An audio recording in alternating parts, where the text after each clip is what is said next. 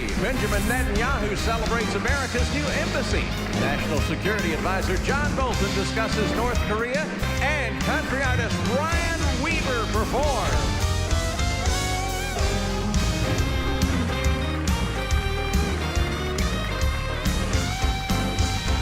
That's Trey Corley in the Music City Connection. And I'm your announcer, Keith Bilbrey. And now, here's Mike Huckabee.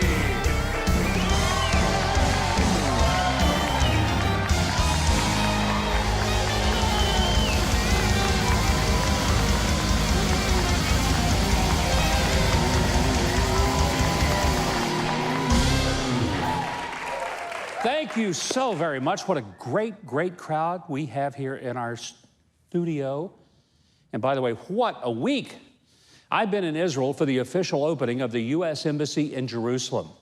We'll have a little more on that during the show tonight. Now, on the way home, I flew through London. I kind of expected for Prince Harry and Meghan Markle to call me and tell me that they had saved a seat for me at their wedding. They must have lost my number. It's just as well. Those royal affairs are a little bit stuffy for my redneck taste. I bet they didn't even have catfish and hush puppies at the reception. Bunch of snobs. That's okay. While I was gone, the Russia investigation, of course, continued. It's become as insufferably long as an Oscar telecast and just as one-sidedly political. Folks in the Department of Justice and FBI who break down someone's door and hold people at gunpoint at 4 a.m.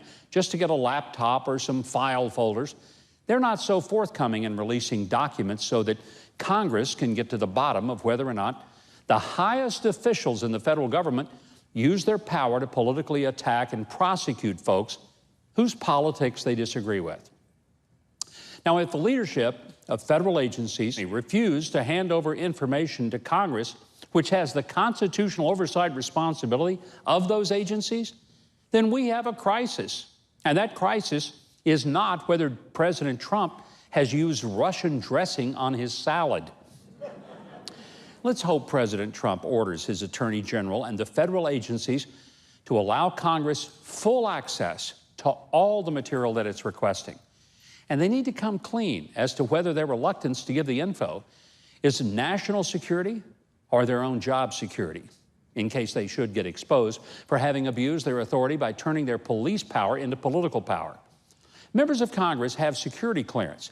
Now, there's no excuse for them not being able to see the full and unredacted information that'll help them uncover whether the law enforcers are in fact lawbreakers. And by the way, if they are, they should face some seriously harsh penalties for having abused their power, broken their trust with the people who trust them and pay them, and for having betrayed the faith and honor of the good and decent people in our law enforcement community who unselfishly sacrifice every single day to keep us safe. They really should. Now, on a completely, and I mean completely separate note, this week marks a special occasion. Thursday, May 25th, commemorates the 44th anniversary of my marriage to Janet McCain.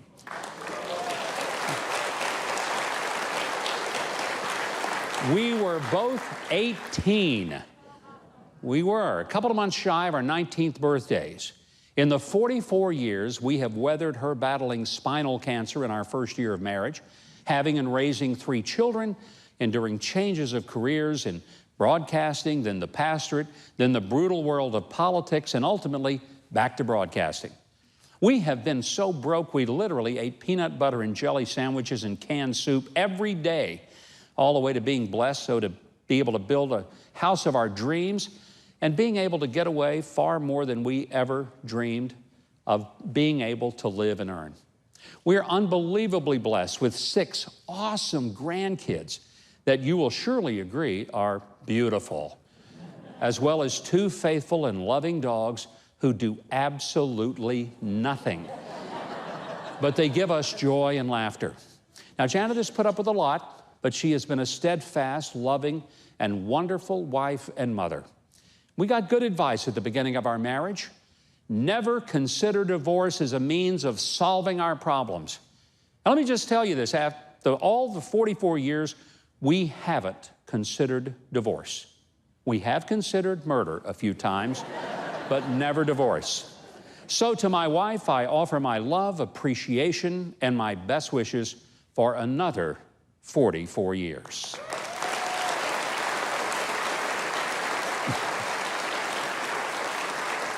Well, I was thankful to be in Jerusalem for two momentous occasions: the dedication of the U.S. Embassy and its move from Tel Aviv to Jerusalem, and the 70th anniversary of the birth of the modern state of Israel. Both happened on the same day. These two events were truly powerful and amazing.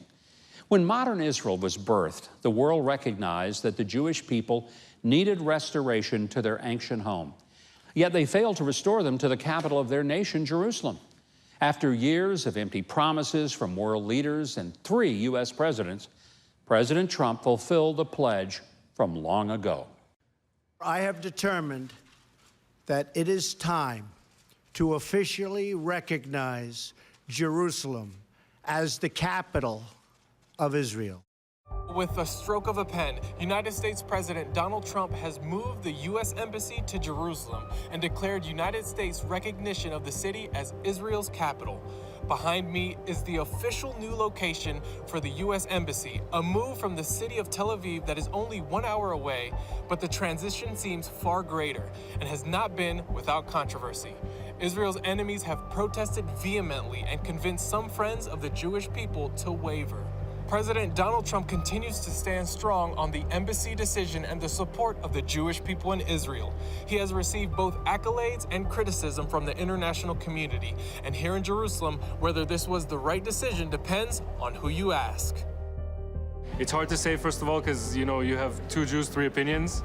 People need to realize that Jerusalem is the capital of Israel, not Tel Aviv. I see Americans, the people are nice, but the government, they try to rule the world. When he came president, first thing he did, that he say, do we want to move the embassy to Jerusalem? And that's hurt the Palestinians.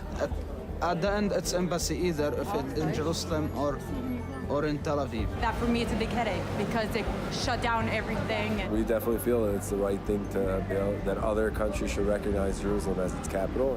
Here's where the prime minister is. So logic. I hope there'll be peace one day and we won't have to ask these questions anymore. Will President Donald Trump's bold decision become the catalyst for other countries to do the same? The whole world is watching.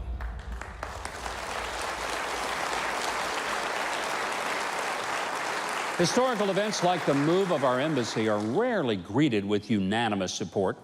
Only time confirms the wisdom of the decision. While in Israel this past week, I had a chance to speak with Prime Minister Benjamin Netanyahu. The opening of the embassy had to have been one of the most incredible days of your tenure as Prime Minister and maybe as an Israeli citizen. Tell us what it was like sitting on that stage. It was history. It was history being made. It was made by President Trump. He decided to keep the promises made by successive American presidents. They promised, he delivered. And the nations of the earth refused to recognize Jerusalem as Israel's capital. Now comes the most powerful nation on earth, and its president says, Jerusalem is Israel's capital, and I'm moving our embassy there. That is a closing of a great loop of history. Had you kind of resigned yourself that maybe this was not going to happen, it would be just more empty presidential rhetoric? No, You believed it? I believed the president, yes, I did. Well, he clearly came through, and not just on any day, but the 70th anniversary of the rebirth of modern Israel. Was that in itself an additional special blessing? Yes, it was a fusion of so many things. One, the fulfilling of a presidential promise of great importance. Secondly, the 70th anniversary of Israel. Third, the addition of historic dates that culminated in this declaration. David established Jerusalem as our capital 3,000 years ago.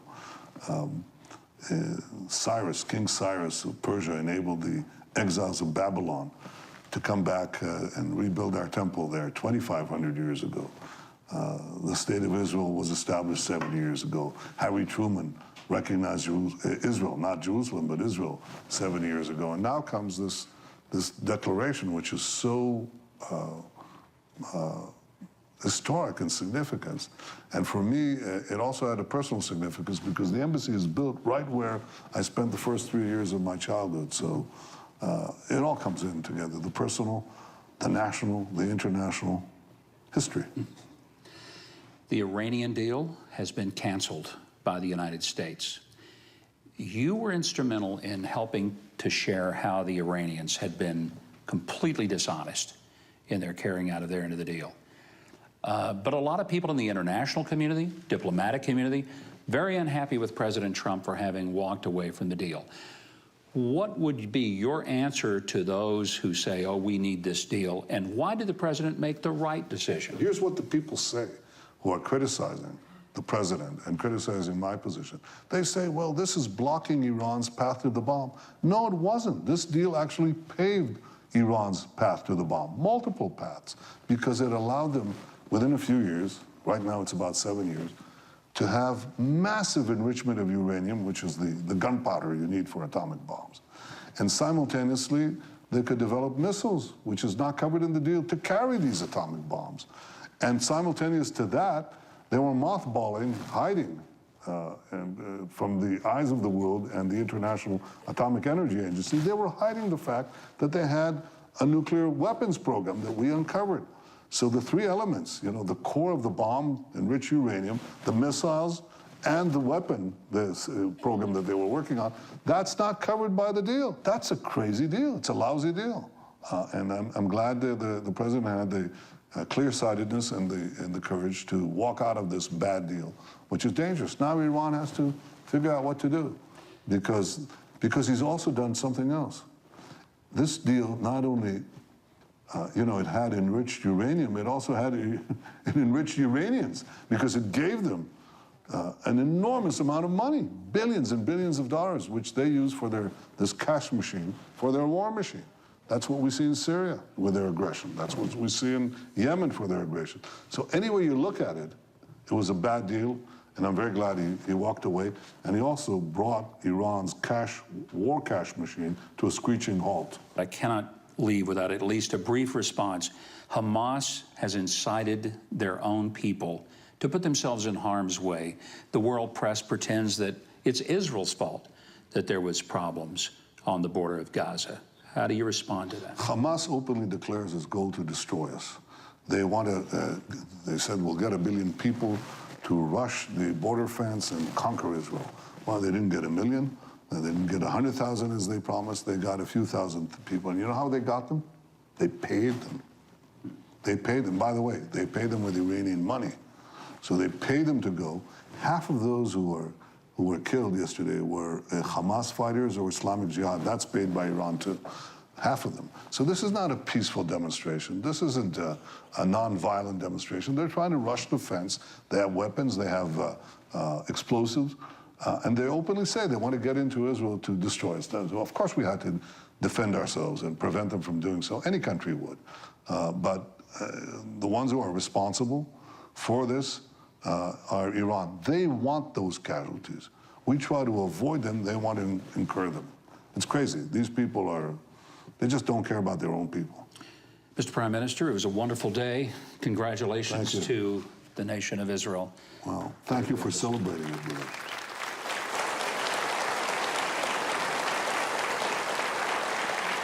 Prime Minister Netanyahu is a strong leader and a wonderful friend. Let me encourage each of you to remember the words of Scripture where we're all encouraged to pray for the peace of Jerusalem. Let's be faithful in that calling, and maybe we'll just watch and see what the Lord will do. In a moment, my interview with the leader of our embassy in Jerusalem, Ambassador David Friedman. But Keith, tell us what else we got on the show tonight. Well, I would love to. Later, United States National Security Advisor John Bolton, plus comedian Nazareth, and country music star Ryan Weaver. It's all coming your way on Huckabee.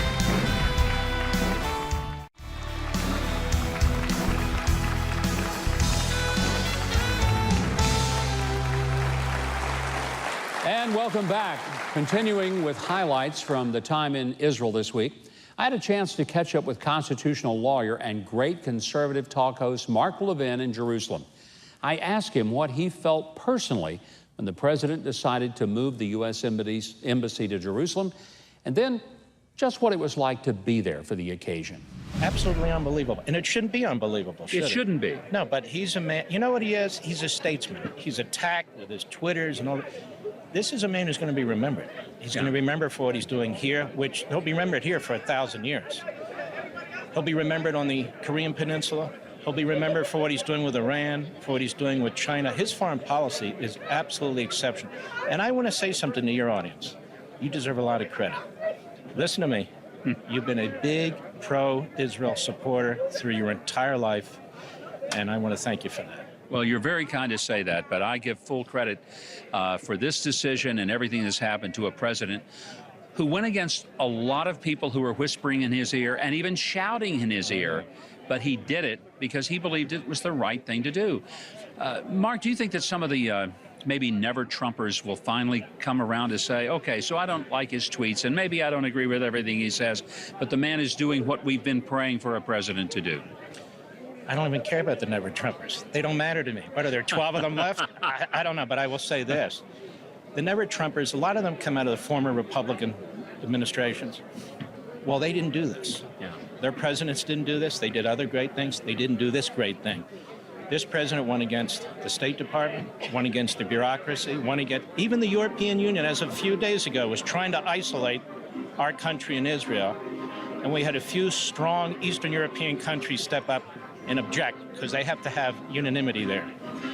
This president's going to be remembered as a statesman because what he's done here is historic. He went against all the odds. And what's crucial about this in particular is the connection to our country, the Judeo-Christian heritage that was born right here. Yes.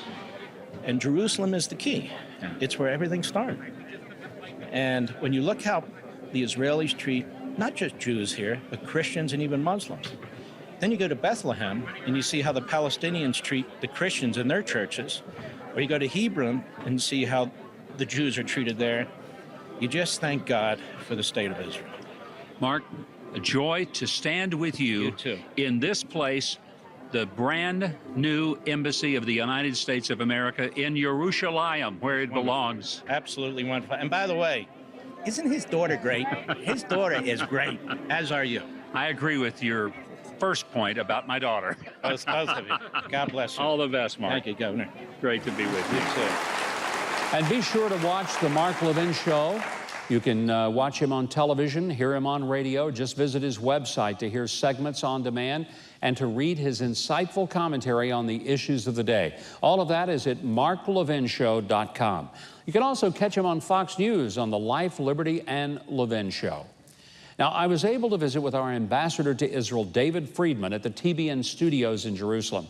I asked him when he knew that he'd be going to Jerusalem as the U.S. ambassador and what was going through his mind. His thoughts turned to his family. What was really in my heart was my father and how proud he'd be at this moment. My father dedicated his life to the Jewish people. He was a practicing rabbi for some 50 years. 1967, I woke up one morning, 9 years old. My parents are glued to the television. They were watching basically Jerusalem become reunified. The first thing they did was call a travel agent and said, listen, we're making our son's bar mitzvah at the Western Wall. And, 1971, that was where I had my bar mitzvah, at the Western Wall.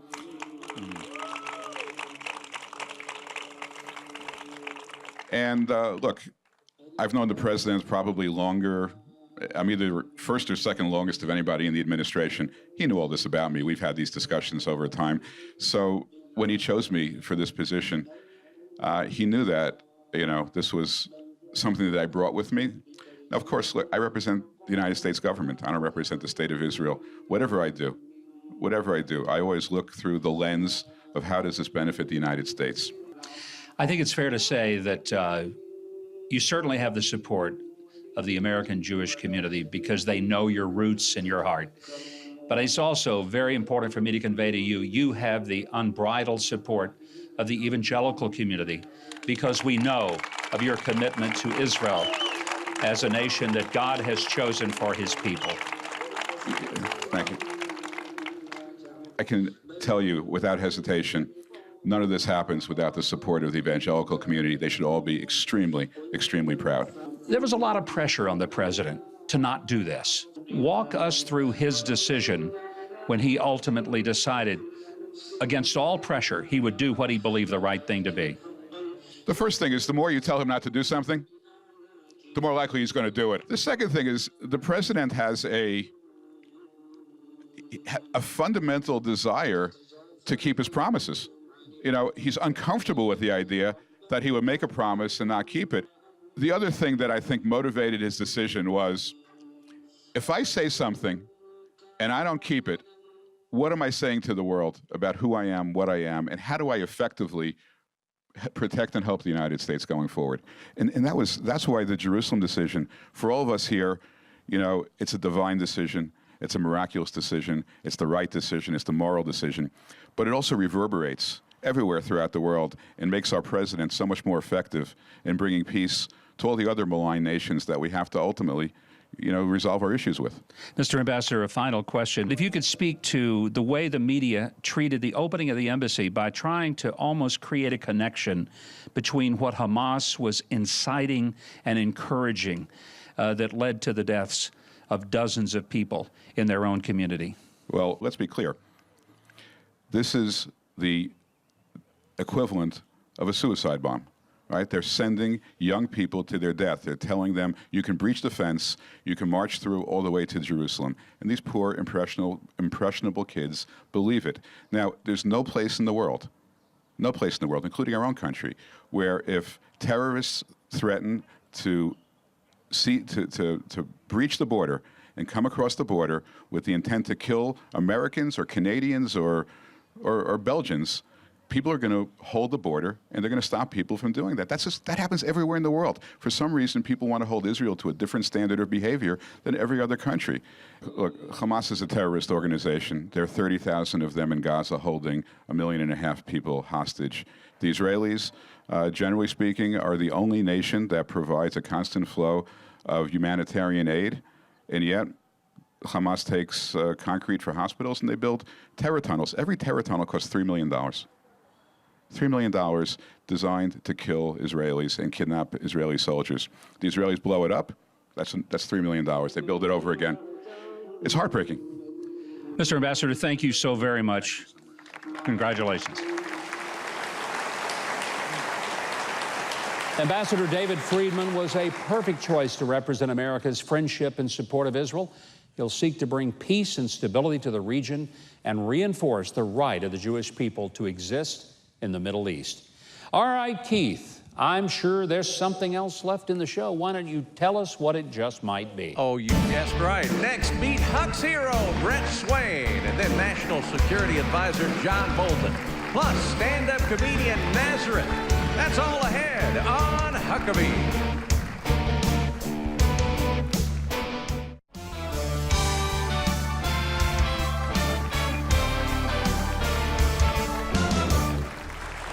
Well, homelessness affects every city in our nation. But one man discovered a unique way for those out on their luck to find some freedom through cooking. Please check out this week's Huck's Hero.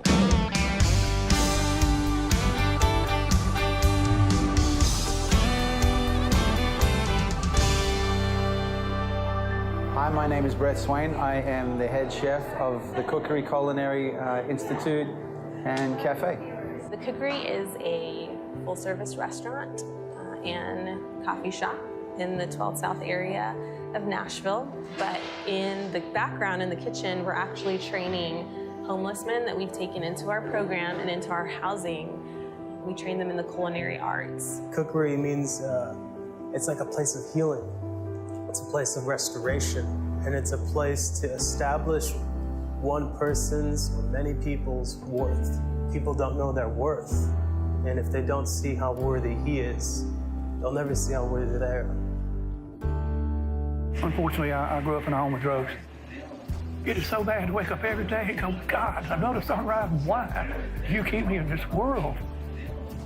I didn't know it would serve a greater purpose, because I could go back out on the streets and I can see that junkie or I can see that drunk and I can say, brother, I get some hope, man. There is life. Let me tell you what I found. And I can tell them about a loving God. I can tell them about a Savior who redeems. I can tell them about life. I knew there was something real about Brett. I knew something real about what he does here and what we do here.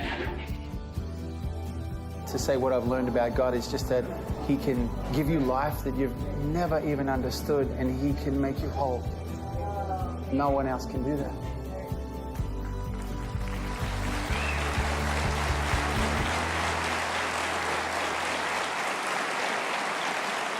Ladies and gentlemen, please welcome the man behind the cookery, Brett Swain. Brett, such an honor to have you here. You brought your fan club, and you actually have some of the graduates of the program out here. Let's ask them to stand, would you? You guys who are part of the program, stand up. Great to have you.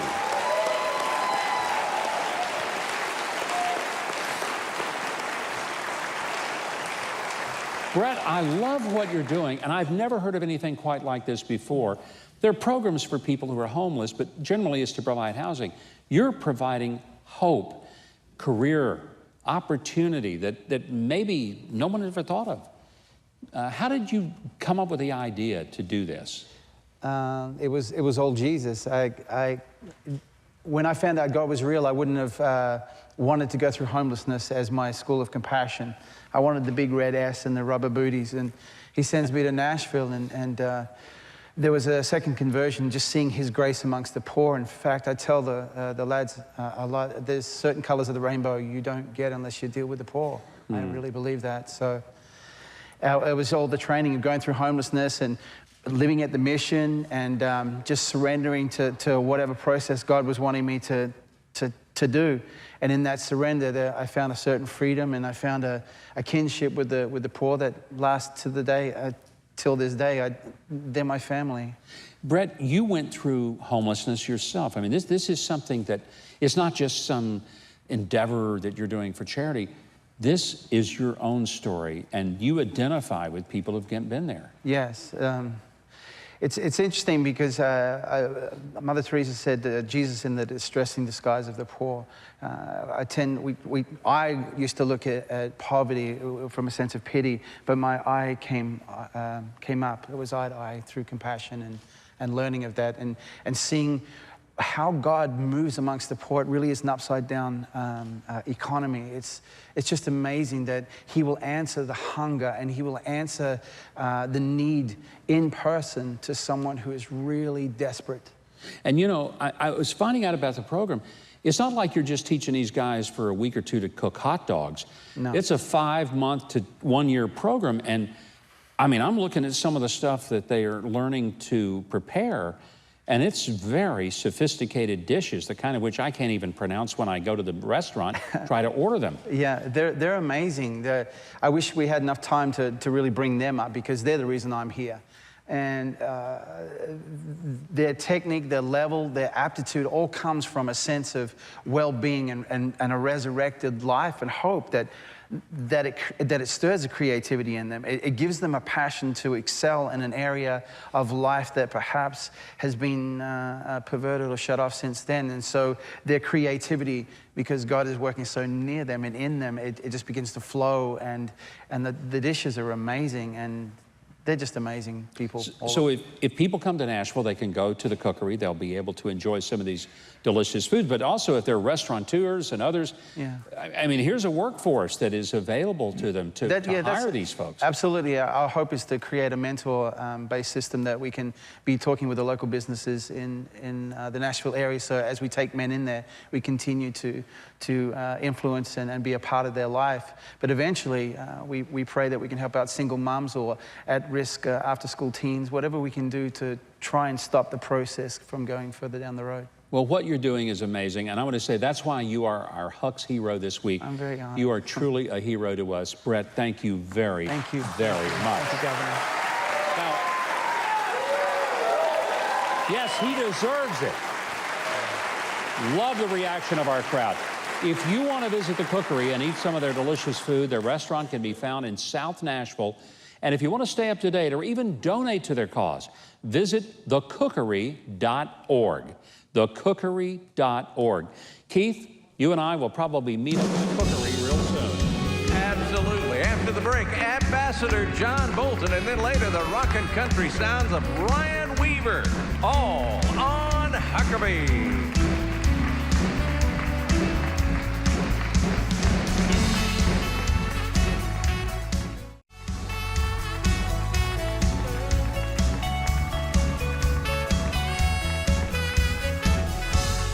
My next guest has been in the news quite a bit this past week. He's been a voice for total denuclearization of North Korea, as well as supporting the president's decision to leave the Iranian nuclear deal put in place by former President Barack Obama. We're glad to have with us from Washington, D.C. and the North Lawn of the White House, National Security Advisor John Bolton. Mr. Ambassador, delighted to have you here. And let's start with the Iranian deal. You were one of the voices that didn't like it in the beginning, and you were very happy about the president saying it's time to pull the plug. Why? Well, I think the president had made it clear for quite some time, really beginning back in the 2016 campaign, how bad he thought the deal was for the United States. It didn't really stop Iran from achieving its objective of deliverable nuclear weapons. It opened up enormous financial resources for this regime that is not only a nuclear threat, but is still the world's leading state sponsor of terrorism. So he gave everybody connected with it a chance to try and fix it. He gave ample opportunity for that. But finally, he was fully prepared to make the tough decision and to pull the United States out of this deal because it was not in America's national interest. Now, we're in the process of putting our sanctions back in place on Iran to try and prevent them from getting these economic resources that they use to fund terrorism, fund the nuclear program. We're working with our allies in Europe to get them to put sanctions back on. Because I think we've seen the risk of what happens when these rogue states get nuclear weapons. It's just not acceptable. I know that you've been in the area of the State Department and diplomacy for many, many years. I have said about you publicly that you were in the State Department long enough to know where the bodies are buried, and you helped bury a bunch of them. So I got to ask you about the change of culture and climate that's happening in our diplomatic corps, because clearly this president is operating, whether it's in the Middle East or with North Korea or with China, on a very different plane than previous presidents. Tell us, is it working? And if so, why? Well, I think the president's had a lot of success, and I think there are more to come precisely because he doesn't necessarily conform to long-established patterns of diplomatic behavior. Let's just take one example. In addition to the Iran nuclear deal, during the campaign, the president committed to moving the U.S. Embassy in Israel to Jerusalem, which is, as everybody knows, the capital city. This is something that no previous president had been willing to do, even though Jerusalem has been the capital for 70 years since the creation of the modern state. And a lot of people argued, despite what he had said during the campaign, not to move the embassy. It was too risky and so on and so forth. But he decided that he was going to follow through on what he said during the campaign because it was a kind of contract with the American people, very similar to what he did on the Iran nuclear deal. And he said it clearly, and we've now implemented it. So this is the kind of activity that, despite threats and provocations, he's willing to carry through on. I think it does an enormous advantage to American credibility around the world. I think it, for example, in the case of the upcoming meeting with North Korea, when you have a president who's prepared to say difficult things, or at least things his predecessors thought were difficult, and then carry them through, it puts him in a really advantageous position to do bargaining with other adversaries of the United States. There's been some indication that North Korea's Kim Jong-un has said, well, maybe we'll not come to the meeting after all, June the 12th. Is that some saber rattling? Well, you know, the North Koreans have an infinitely rich propaganda playbook. They've deployed it over the years in many different ways. I think the president's made it clear he's prepared to meet them in Singapore on June the 12th and see what we're able to agree on. If they don't want to come, he's prepared to accept that, too. He'd like to see if there's a way to make a breakthrough here, to denuclearize North Korea, which, after all, is nothing more than they themselves have committed to many times in the past 25 years. China seems to be playing a major role in helping bring North Korea to the table. Is that pressure a large part of what's making this happen? Well, I think it's because of President Trump's action in being very clear that he expected international sanctions to be moved to what he called the maximum pressure. I think he feels China has followed through on that. You know, China's the overwhelming major trade partner of North Korea, supplies over 90% of their oil, and really is the dominant factor externally for North Korea, that when China began to apply the sanctions, it had a real impact. So, as you said, this is a very busy time, and I think it's respect of the president to have so many different items on his agenda that he's put in play all at the same time, pursuing them very vigorously from his desire to put American interests first. Well, Mr. Ambassador, nobody works closer to the president than you do, with him several times a day. We appreciate your coming on and giving us an opportunity to find out some more about taking place in our national security issues. Great to talk to you. Good to see you. Well, thanks so much for having me. I wouldn't miss this opportunity. Best wishes to you and all your viewers. Thank you so much, Ambassador John Bolton. Okay, Keith, tell us what's going on. Well, coming up, the comedic genius of Nazareth and country music's Ryan Weaver gets us singing on Huckabee.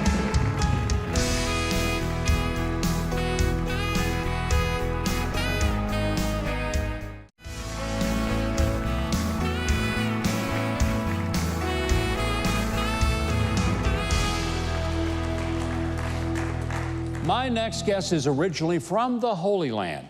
He brought his passion for comedy to America and discovered his talent for bringing comic relief in a California nightclub. He's here tonight to share his unique humor. Would you please welcome Nazareth? Thank you.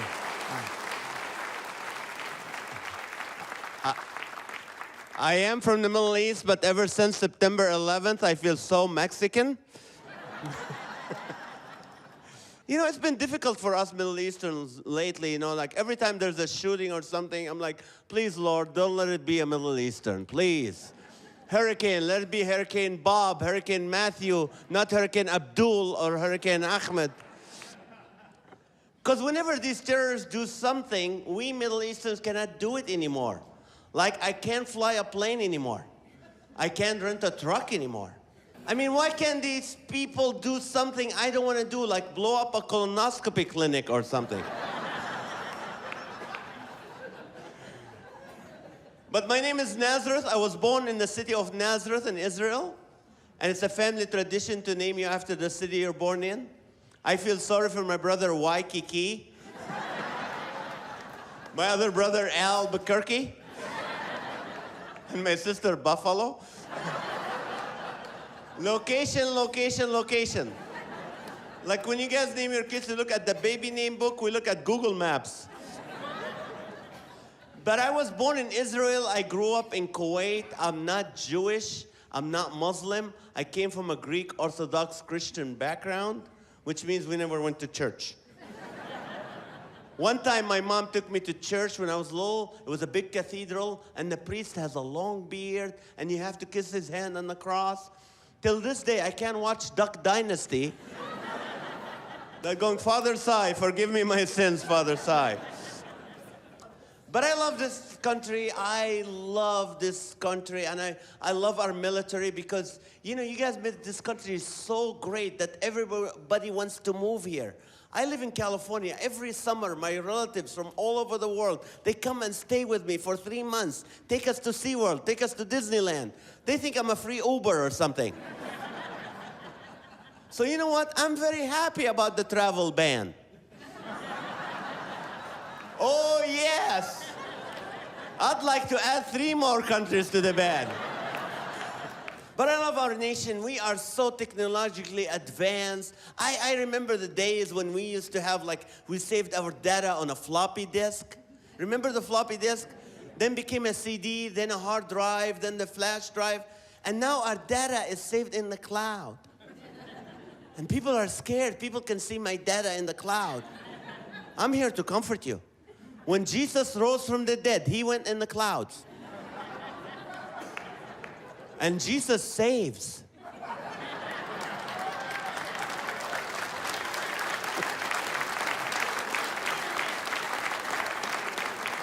And one day he's coming back in the clouds. So your data is saved with Jesus in the cloud. But Jesus likes Microsoft, he doesn't like Apple. I know I'm a Mac guy, but the Bible says if you tithe in Malachi, God's gonna open the windows of heaven. Not the Macs of heaven. Because he doesn't like the logo, the apple with the bite, that's where sin entered the world. But I love this country. My first exposure to this country was a small zoo in Cleveland. I paid $20 to see an elephant, a camel, a bull, and a donkey. In my country, that's a car dealership. I'm Nazareth. Thank you so much.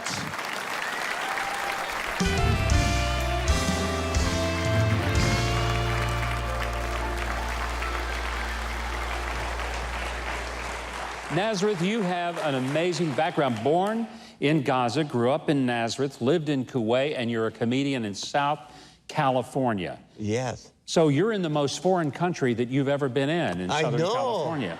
And I feel bad.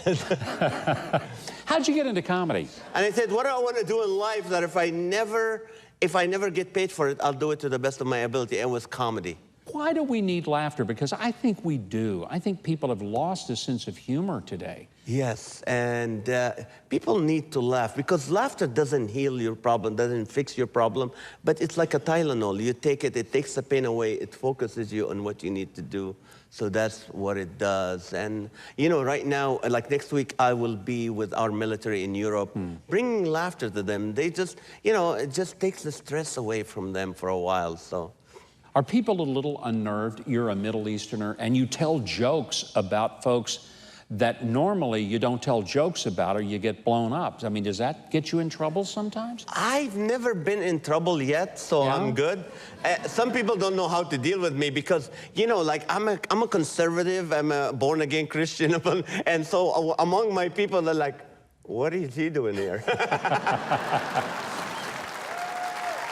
Nazareth, thank you for bringing some laughter and hope to this show this evening. Now, if you want to see Nazareth perform live, or if you'd like a copy of his book, which I happen to have a copy of here, it's called Hope in 24 Hours.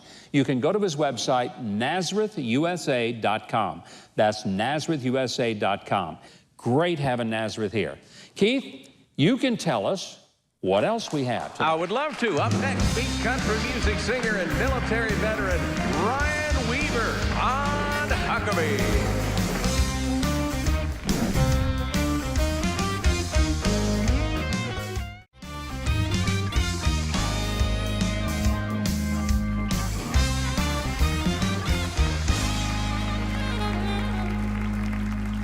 Well, my next guest is a high-energy country music recording artist. Before Ryan sings, I want you to hear his story because I assure you this, his story is not like any other in country music. Before his music career began, he served in the U.S. Army as a Black Hawk Aviator Chief Warrant Officer. Would you please make welcome Ryan Weaver. Ryan, great having you here. I appreciate it. Now, Governor Huckabee, I'm going to throw something at you, but I know this is completely a surprise, and it's not anything that you rehearsed as part of the show, but we talked about this as you're a bass player, and that you are amazing at what you do. You've been doing it for a long time, but we talked about where this bass came from. It was from my music video, Burn, from 13 Hour Secret Swords of Benghazi. We honored our Benghazi fallen and my two brothers as well. It's a one-of-a-kind Spectre bass. Yes, it is. And I know you appreciated this before we got to talk. We're going to give this to you at the end of the night. I'm going to sign it, and Trey is actually going to play it. during the show tonight, but just so you guys know, it's got cryptic camouflage on it. It's a one-of-a-kind, won't ever be made again. That is a beautiful Yes, sir. instrument, and I am quite excited about Yes, sir, that. and that's an Thank you, appreciation. sir. You're giving me a chance to be on a stage like this with you to a worldwide audience. I can't thank you enough. Well, I want to thank you, not just for the guitar, but I thank you for that. Yes, sir. There's something about your story I think that a lot of people might want to know. You had two brothers, both of whom gave their lives for this country in the same war in which you fought in Afghanistan and Iraq. That has to be something that just never leaves you day after day. Well, one of the things that I've been fortunate to be able to do with the PBR this year and starting last year at the World Finals is with the Celebrate America campaign with my music and as a former Black Hawk helicopter pilot and combat veteran is honor our fallen heroes. We've been honoring our law enforcement, first responders, and military fallen this year with them. We have a Never Forgotten tribute video that's out on YouTube right now. It's been pretty amazing to be able to honor my brothers in that, and as I've been on stage. And you've been talking about the PBR, the Professional Bull Riders Association. You took over the music role from Steven Tyler, which is not a bad handoff. I mean, that's pretty impressive. It was nice to go in 2017 be the headlining act at T-Mobile Arena in Las Vegas when Steven Tyler was the headlining act in 2016, so the lead singer of Aerosmith and some guy that nobody knows. And they put me out there, but the best thing about all of it is that I got to write the album that we released at the World Finals. I got to be a co-writer on it. It was, and it's all been in honor of our fallen heroes this year. Ryan, from military service to country music star, I mean, I have to wonder, what was the pathway that got you out of the helicopter and into country music and on the front of the stage? Well, I started singing karaoke competitions in flight school, and I was winning, and it was actually something I found out that I love to do. When my brother Aaron was killed in Iraq, when we were both deployed there in 2004, I started chasing this dream because I noticed that my life was idly passing by, and it was just something I needed to go after, and I've been doing it in his honor since. Well, you're doing it well. We're so happy to have you here. And I want to say, as Ryan gets ready to sing, let me tell you how you can find out more about him. You can visit weavercountry.com for Ryan's tour information and all of his music. Also, go to your favorite music online retailer. Please pick up a copy of Ryan's new album. Honor him, honor his brothers, honor our country, and you'll love the music. Now, here to perform That's What America Means to Me, would you welcome, please, once again, Ryan Weaver. Thank you so much, Huckabee.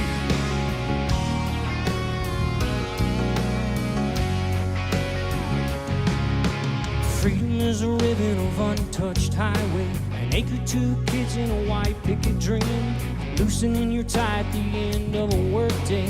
That's what America means to me.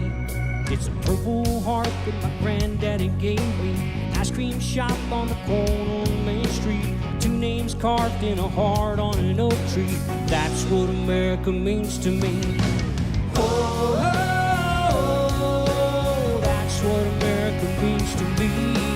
Oh, oh, oh, because of the brave, it's a land of the free. Small town heroes and big city dreams. Oh, oh, oh, that's what America means to me. Make some noise for our heroes! Bottle rocket summers dropping from rope swings, Friday night dancing with the homecoming queen, Detroit steel rolling out from the factory. That's what America means to me. Oh, oh, oh, that's what America means to me. Oh, oh, oh, because of the brave, it's a land of the free. Small town heroes and big city dreams. Oh, oh, oh, that's what America means to me.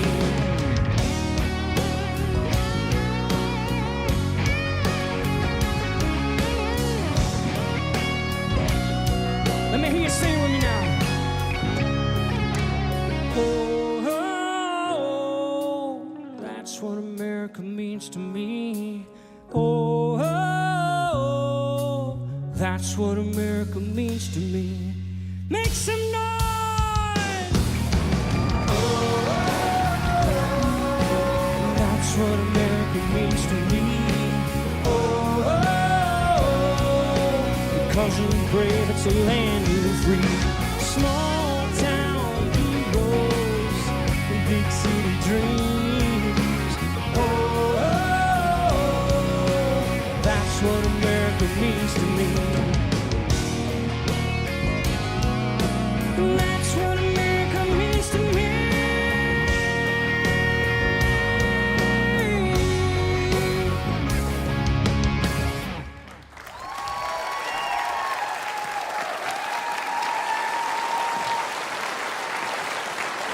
Thank you, Ryan. What a pleasure having you here. And I hope everybody will get his music and realize what a wonderful thing he's done for our country. Thanks tonight to Prime Minister Benjamin Netanyahu of Israel, Ambassador David Friedman, Mark Levin, National Security Advisor John Bolton, Brett Swain from The Cookery, the very funny comedian Nazareth, and this incredibly talented artist, Mr. Ryan Weaver. I hope you'll join us next week. We've got Senator Trent Lott, Dr. Richard Furman, a great band, Restless Heart, and a whole lot more. So until next week, you better be back with us. Till then, God bless, good night, have a wonderful week, everybody.